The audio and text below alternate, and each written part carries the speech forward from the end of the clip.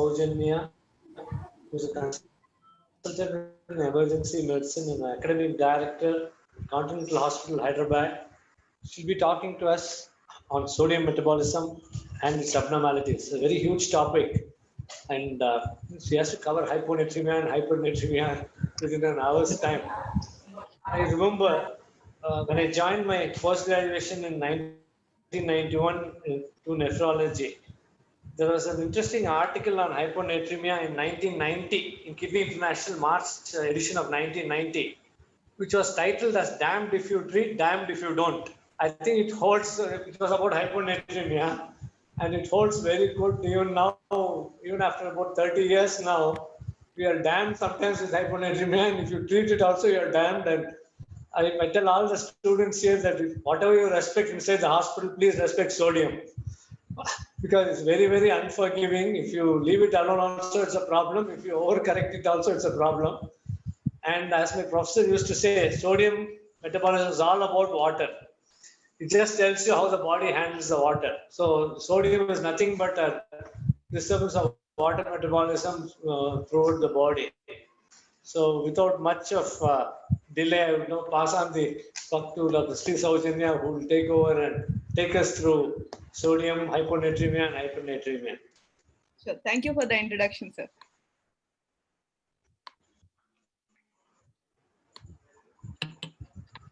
So as Dr. Dilip has already mentioned that this is a very huge topic. I remember in my post-graduation, it took me 4 months to read totally about sodium metabolism and abnormalities. And I have to do this in 1 hour's job. Let me see how much I can simplify this for you.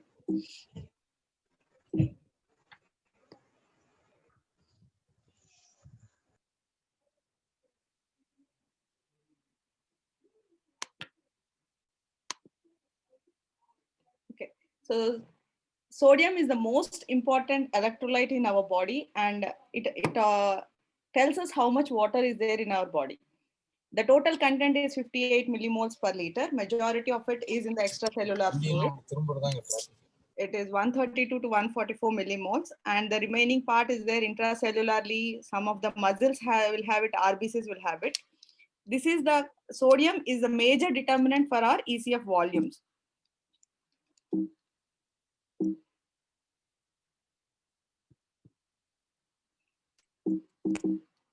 Having difficulty.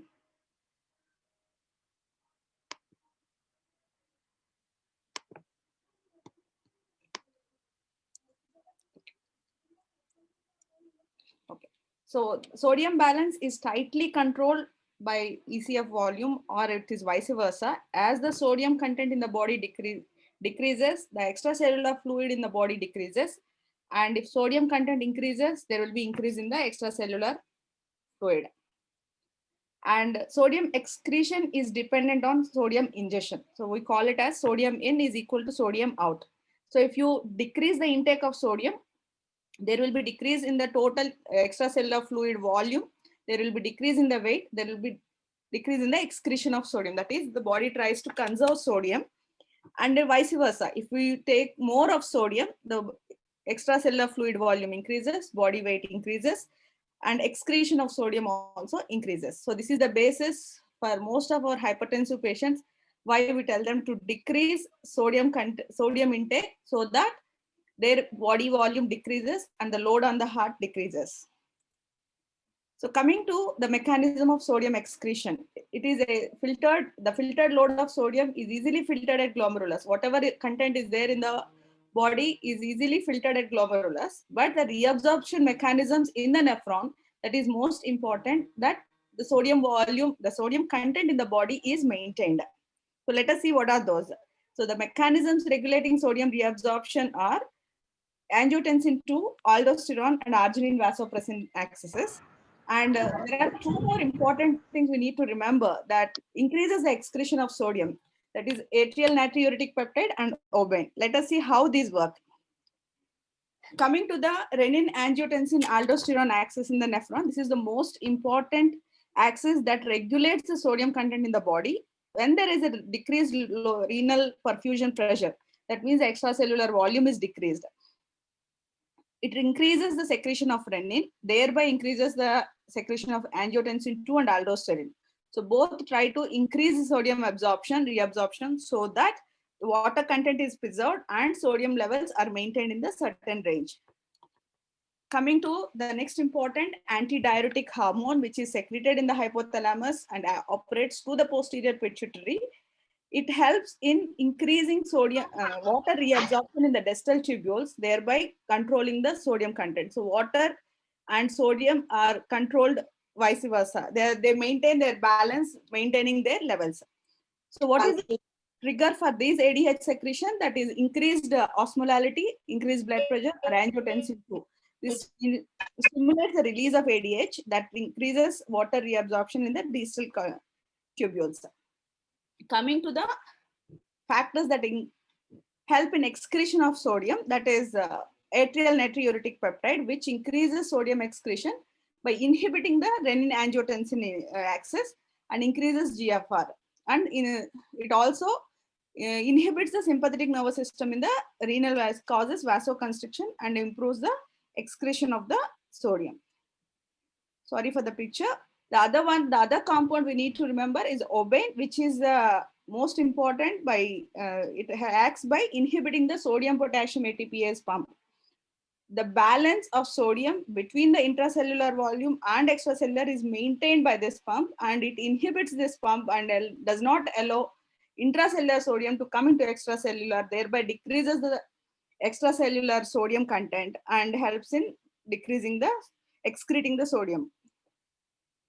Coming to hyponatremia, this is a huge topic. I try to cover it as much as I can in this short period. When do we call it as a hyponatremia? Whenever the sodium levels are less than 135 milliequivalents. So it can be because of decreased sodium content in the body or a relative excess of water content in the body.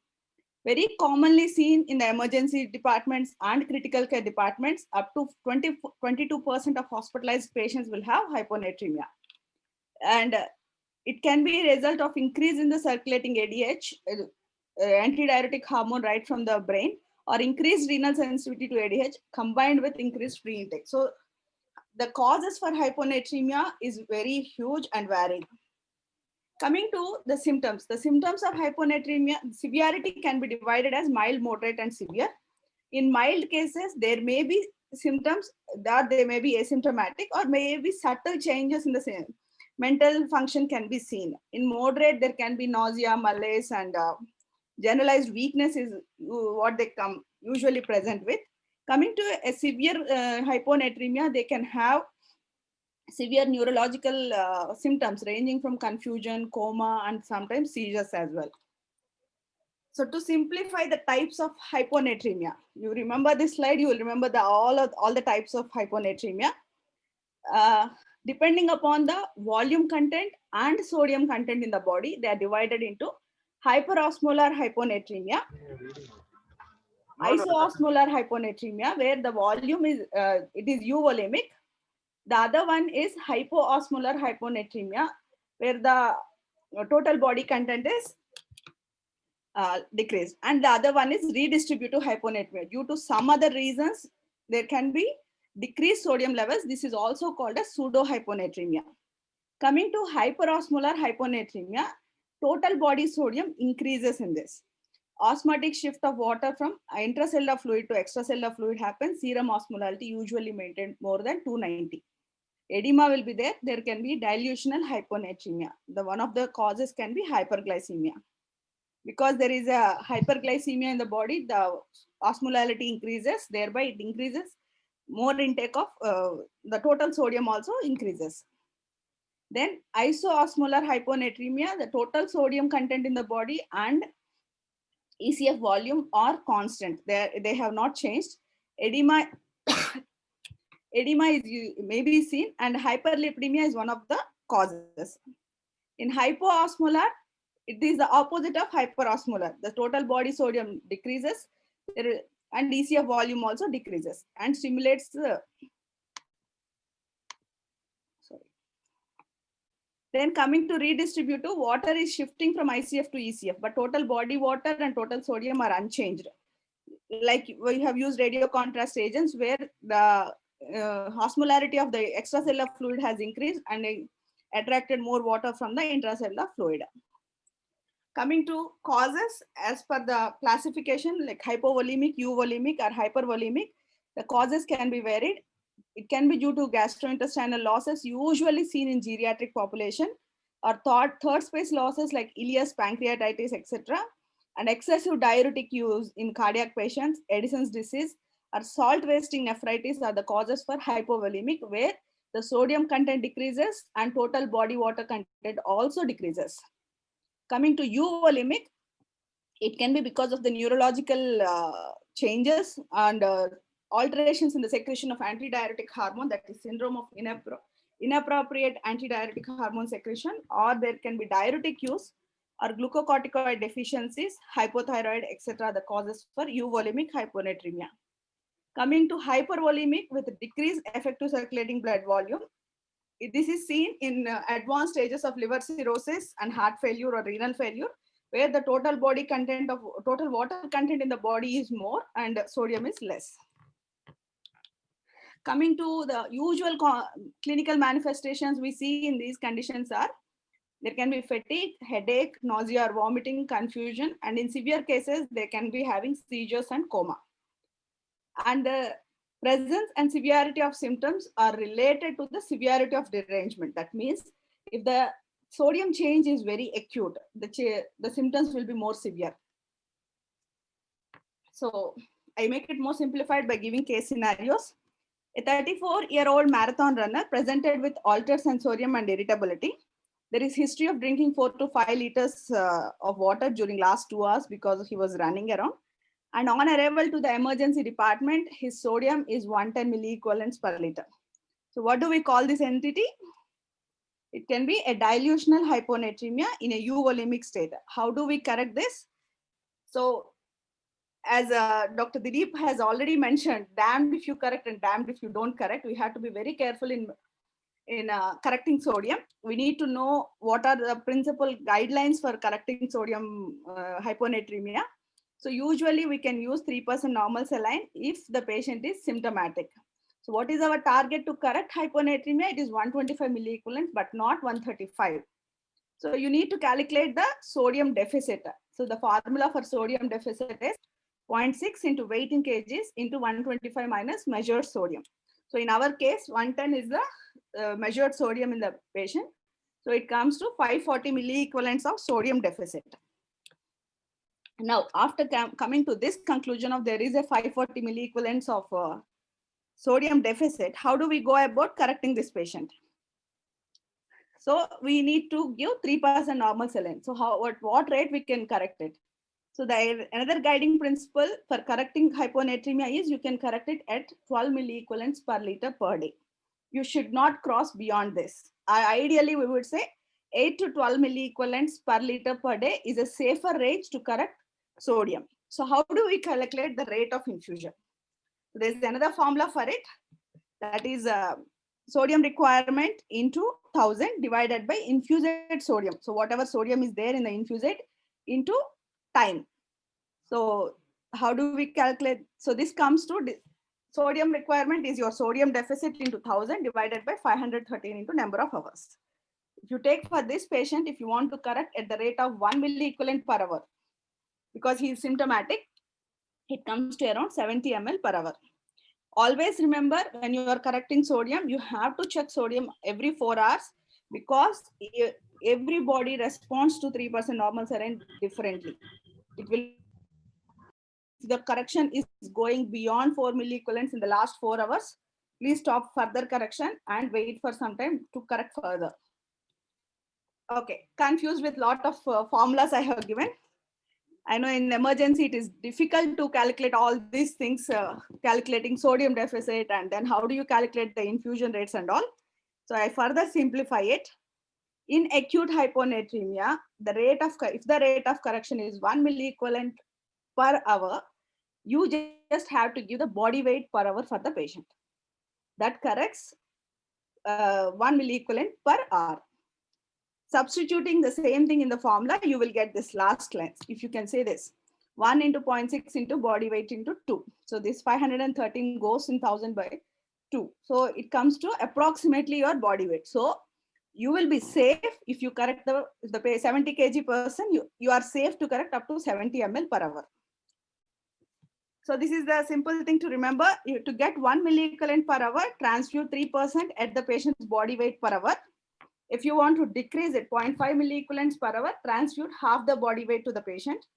If you want more further correction, 2 milliequivalents per hour, that is 2 times the body weight. This is how you have to play with 3% normal saline in your emergency departments. So just to emphasize that. Coming to another scenario, a 65-year-old female, known case of congestive cardiac failure, presented with drowsiness. Her sodium value showed 115 milliequivalents per liter. So this is also again hyponatremia. But what is this entity? It is dilutional hyponatremia in a hypervolemic state. So how do we correct this? Use diuretics to correct the fluid overload. Thereby, you are removing excess water, so your sodium levels come down. But if the patient is still having symptoms of neurological origin like seizures or going into coma, you can give 3% normal saline, but it has to be used very judiciously. And in cases, most of these patients will have chronic hyponatremia. So a slow correction of 0.5 milliequivalents per liter per hour is safer. So again, chronic hyponatremia, remember, if you want to correct at 0.5 milliequivalents per hour, you have the body weight to the patient, but always remember to check sodium after 4 hours. Coming to the next scenario, a 23-year-old man working in hot sun for 5 hours developed fever, vomiting, and diarrhea. Presenting to ER, his heart rate is 140 per minute, BP is 90/60, and electrolyte showed sodium of 124 and potassium of 3.2. What is this condition? It is hypovolemic hyponatremia. He has lost water along with sodium. So we have to correct his hypovolemia first. Use normal saline and check sodium periodically. You don't have to rush to give 3% normal saline in these patients. Then another scenario is a 65-year-old man met with an RTA with severe head injury with SAH, SDH, cerebral edema, and midline shift and admitted in ICU. He has decreased urine output of 30 ml per hour since 3 hours. What are the investigations you have to order if the urine output is decreasing? The set of investigations we order, the sodium values usually. Serum sodium is 114, urine sodium is 58, urine osmolality is 1005, and serum is 220. What do we infer from this? There are two entities in hyponatremia, that is syndrome of inappropriate ADH secretion and cerebral salt wasting. So hyponatremia discussion is incomplete without talking about these two. In SIADH, there will be renal water conservation, the urine output decreases, and there will be dilutional hyponatremia. So serum osmolality also decreases. In cerebral salt wasting, it is natriuresis. There will be loss of water and sodium from the urine, and patient can have dehydration. So just to have a brief on cerebral salt wasting and SIADH. Coming to cerebral salt wasting, the volume status is very low. Weight loss will be there. Patient can have shock and decreased perfusions will be there. Hematocrit can be increased. Uric acid levels may be normal or increased. Response to hydration will show some improvement. If you restrict fluid in these patients, they can go in for shock. Urinary sodium usually is more than 100. Coming to SIADH, the volume status is normal. There will be no change in the weight. No signs of orthostatic changes will be there, like shock or decreased perfusions. Hematocrit will be normal. Uric acid is decreased. Response to hydration decreases sodium further. And if you restrict fluid in these patients, there will be improvement. And urinary sodium is usually more than 20. Coming to Vaptans, the recent ones, what we use, it can be used both in euvolemic or hypervolemic. These are V2 vasopressin receptor antagonists. They can be given for initiating Vaptan. The patients are usually admitted for 3 to 4 days, and liver functions has to be monitored. And remember to start Vaptans only if the sodium levels have come more than 120 milliequivalents per liter. Then a 60-year-old retired engineer presented to the emergency with inability to speak and move all four limbs since today morning. He has been on naturopathy diet for 6 months and developed GTCS 2 days back. He was treated outside for GTCS, and right now he is unable to communicate or use his limbs. What do you suspect? His previous lab report showed sodium of 102 and rest of the parameters are within normal limits. Repeat sodium in our hospital is 145. What could be the possibility? It is central pontine myelinolysis. It usually develops with aggressive treatment of chronic hyponatremia caused if the sodium is increased to more than 25 milliequivalents per liter in first 24 hours or above the normal within 48 hours. This can be seen. So it is focal demyelination in the pons and extrapontine areas of the brain, causes mutism, dysarthria, spastic quadriplegia, pseudobulbar palsy, seizures, altered mental status, coma, and death. So this is the real case which I have seen during my internship, and I cannot forget about this case. CPM is irreversible. Once it sets in, we cannot do anything about it. So coming to the principles of hyponatremia management, in asymptomatic hyponatremia patients use normal saline. In symptomatic hyponatremia, use 3% normal saline. Whenever you are using 3% normal saline, be judicious in using. Correct only 12 milliequivalent per liter deficit per day. If it is going beyond it, stop for that day. Chronic hyponatremia with severe symptoms should receive hypertonic solution saline only to arrest the symptoms and followed by slow correction at 0.5 milliequivalents. This is where we are talking about judicious use of 3% normal saline. So hyponatremia management is a double-edged sword. Always balance your knowledge with your wisdom. There are concepts of using 3% normal saline boluses, but it is a class 2B evidence, whereas using up to 1 to 2 milliequivalents of per liter per hour is class 1 evidence. So always play safe with 3% normal saline. So that is about hyponatremia. I'll try to brush you through hypernatremia as well. On the other side of the spectrum, it is increased sodium levels more than 145 millimoles is hypernatremia. It is very less common, mostly seen in bed-bound adults or geriatric patients whose intake has drastically decreased, but associated with mortality rates as high as 40 to 60%. It can be due to net water loss or a hypertonic gain. There is an iatrogenic sodium loading has happening. So a 5-month-old girl presents with 1-day history of irritability and fever. Mother reports 3 days of bad vomiting and diarrhea. She has taken paracetamol and ibuprofen for fever at home. BP of 70/40, heart rate of 200, respiratory rate of 60, temperature of 38.3. She is irritable, sunken eyes and fontanelle are seen. Her lab report showed sodium of 164, potassium of 5.5, bicarb of 12, with the pH of 7.07 and all. So these are the lab values what we have got. And what are the abnormalities we see? There is creatinine of 3.1, sodium of 164 with a bicarb of 12 and with metabolic acidosis. So most likely explanation for this condition is hypernatremia due to volume loss. So first thing is to stop ongoing loss. We have to correct her vomitings and diarrhea. And we need to give water deficit correction. So the opposite formula for water deficit correction is plasma sodium minus 140 into 0.6 into body weight in kgs divided by 140. So this is how we calculate the water deficit. Water deficit can be replaced with water by mouth or by using 5% dextrose or half normal saline. Again, correction rate of correction in acute hypernatremia, half of the body water deficit is corrected in 24 hours. In chronic hypernatremia, half of the body water deficit to be corrected in 48 hours. Again, rapid correction causes cerebral edema and neurological deterioration. So you have to be very careful in correcting this. Coming to another case scenario, a 50-year-old man was involved in a motor vehicle accident 2 days ago, sustained an isolated head injury with intraventricular hemorrhage and multiple large cerebral contusions. 3 hours ago, he had an episode of severe intracranial hypertension requiring volume plus epinephrine infusion for hypotension. Over the last 2 hours, his urine output has increased to 150 to 200 ml per hour. What is the sensitivity?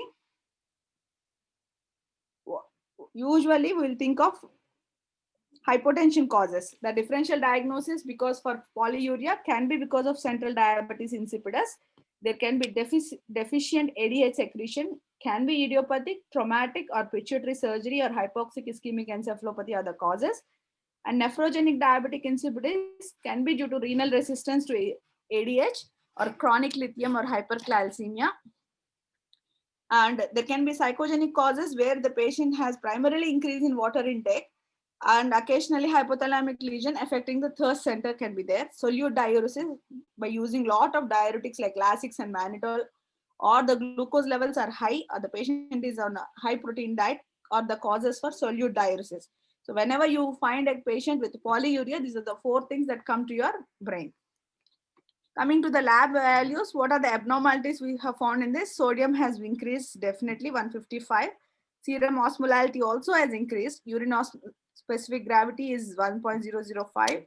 Urine osmolality is 160. So this is hypernatremia with polyuria. So what is the most likely explanation?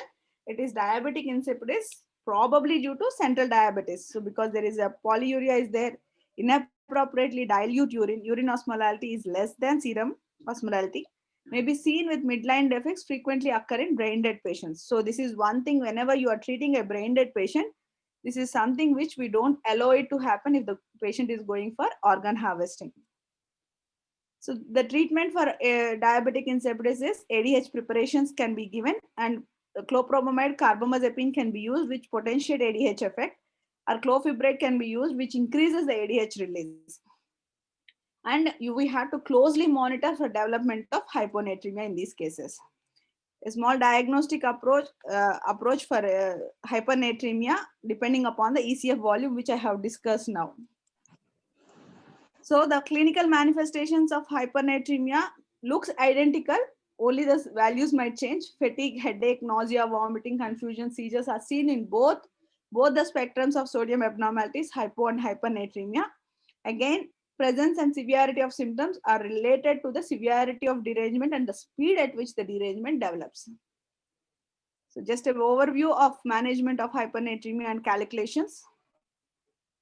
So take home message is, don't get carried away by sodium levels, assess patient clinically, assess volume status, correct intravascular volume first, correct deficit or excess slowly unless symptoms warrant it, and recheck response clinically and by lab test at least every 4th hourly.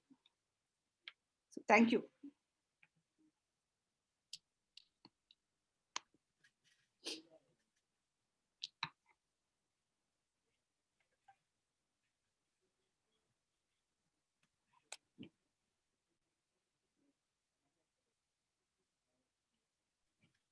Sir, you're muted, sir. Dilip sir, you're muted.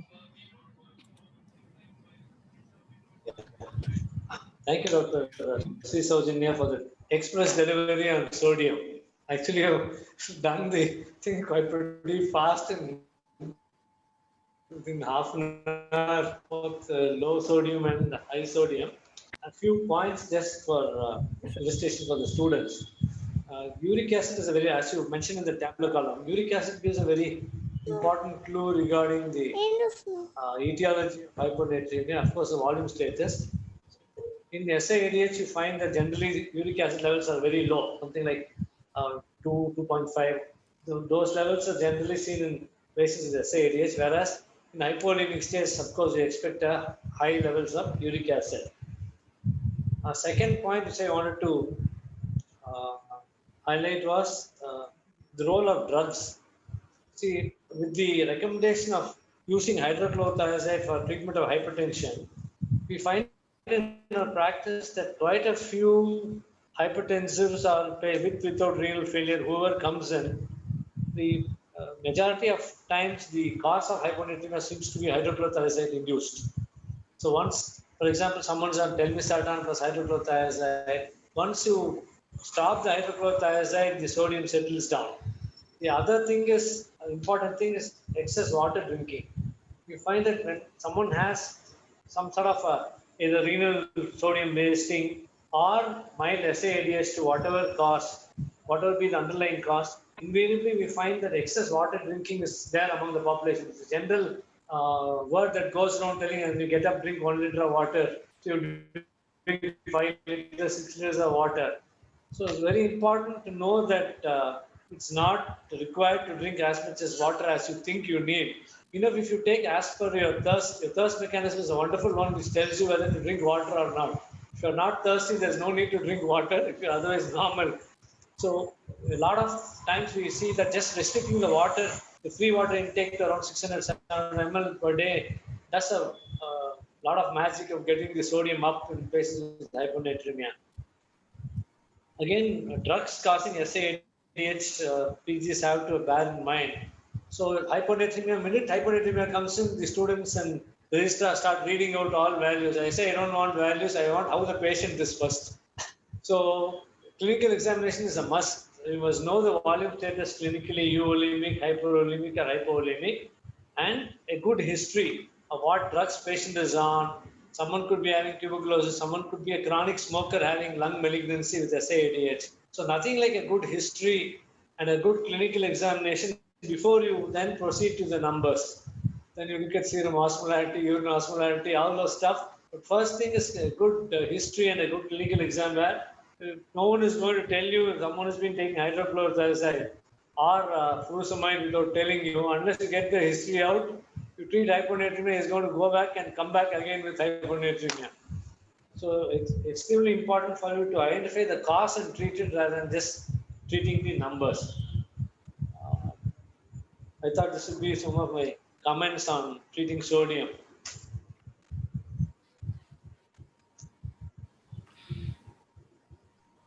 Any questions?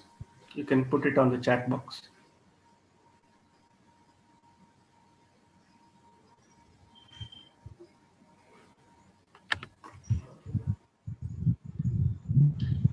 Thank you for the input, sir.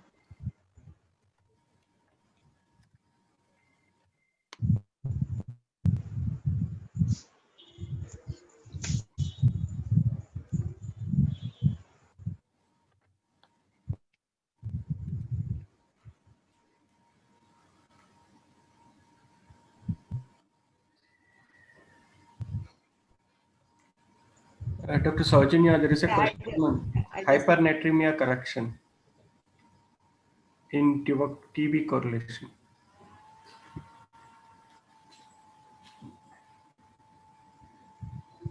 So this is the formula we need to use for hypernatremia correction.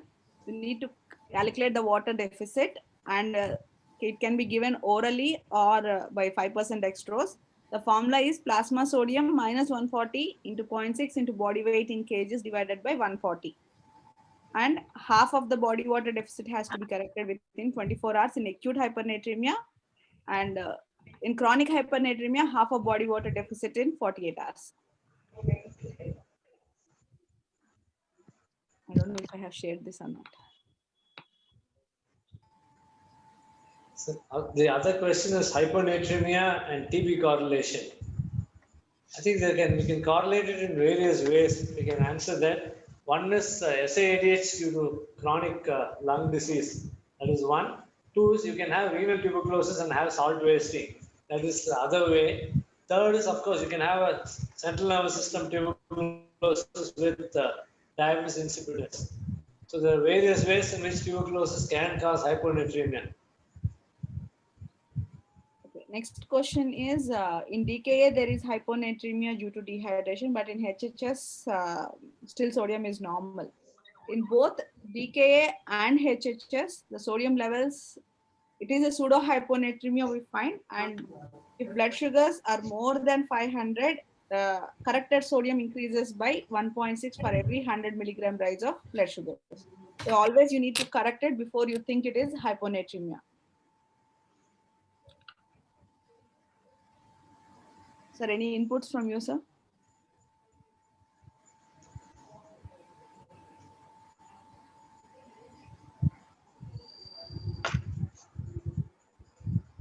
Oh, nothing. I think you answered.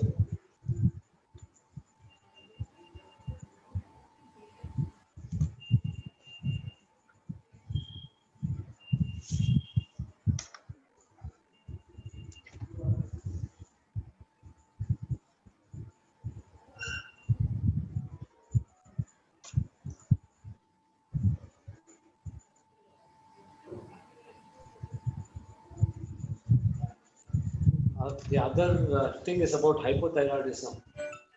So generally, when there is hyponatremia, apart from clinical examination, there is some battery of tests which you'll have to conduct to know, in which thyroid estimation is also an important one. TSH estimation is also an important tool for diagnosis of hyponatremia. TSH, you have to do a plus thyroid, and in case if required, cortisol levels. Cortisol levels. It comes under euvolemic hyponatremia. I have mentioned it. Glucocorticoid deficiency and hypothyroidism are most important.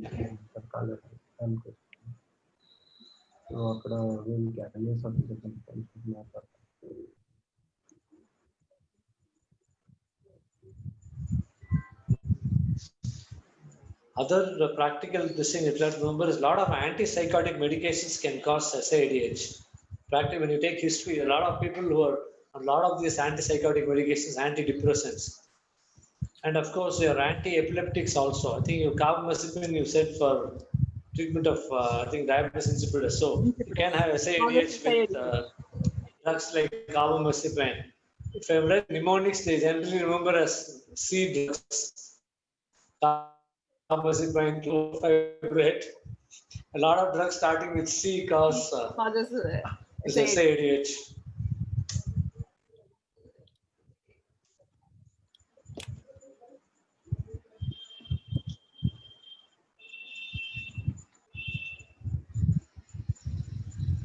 No more questions?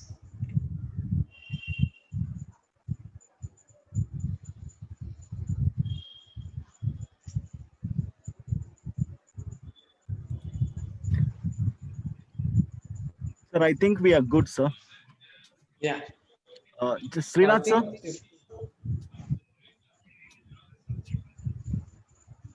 Dr. Srinath, it looks like he's away from his computer. No, I'm there. I'm there. Yeah. Thank you. Thank you very much, Dr. Dilip. It's always a pleasure to be with you, and your moderation is very good. And I also thank the speaker for the day, Dr. Sri Saujanya, whom I know since almost now 12 years. So thank you for your excellent lecture. Thank you, sir. Thank you. Thank you. Thank you very much. Thank you. So there is one last question, I believe, ma'am, before you could leave. Can pseudotumor cerebri cause hyponatremia? Yes. Again, it can be because of SAADH. You might find sodium levels normal, sodium levels on lower side. So you need to be careful and evaluate the volume status and correct it. So one of the causes for SAADH is lung malignancy, and pseudotumor cerebri are the causes where you have to be careful and correct it properly. Okay, ma'am. Thank you.